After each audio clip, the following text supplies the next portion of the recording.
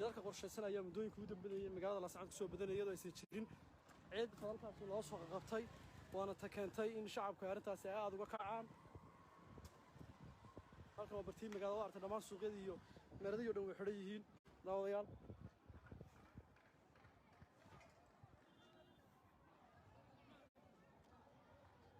يا عبد الله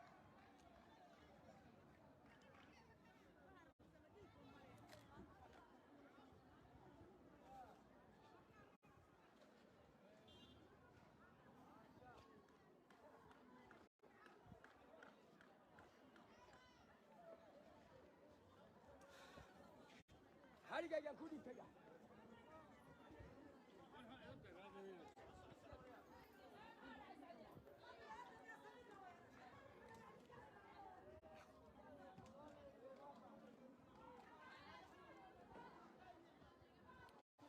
daawadayaal dadweyne careysan ayaa guud ahaan xaafadaha iyo laamida magaalada Laascaanood kala xidhay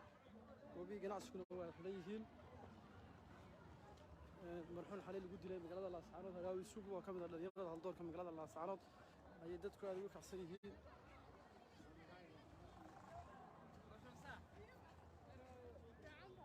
عشان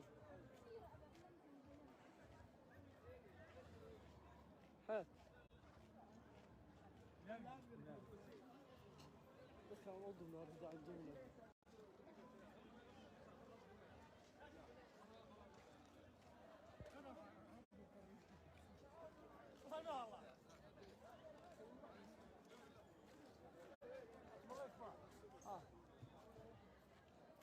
gudahaan daawadayaal sida aragtaan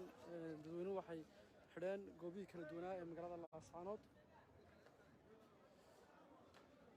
dhammaan suuqyadii goobihii laga adeeganayay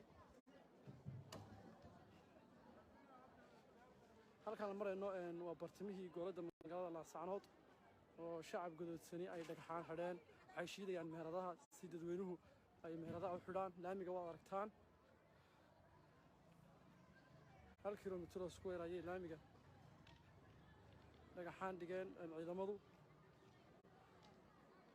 waad aragtaan daawadayaal dadweyne caalisan oo gudubsan ayaa guud ahaan magaalada Laascaanood taagan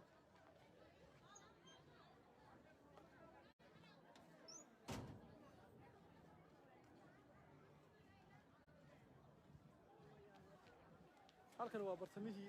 goladii magaalada Laascaanood weeye waad aragtaan dhammaan suuqyadii way xidhan yihiin laamigana shacabka dhagaxaan ayay ku xidheen waxay ka cadhaysan yihiin dadkani dilalka soo noqnoqonaya ee muddooyinka u dambeysay magaalada Laascaanood ka dhacayay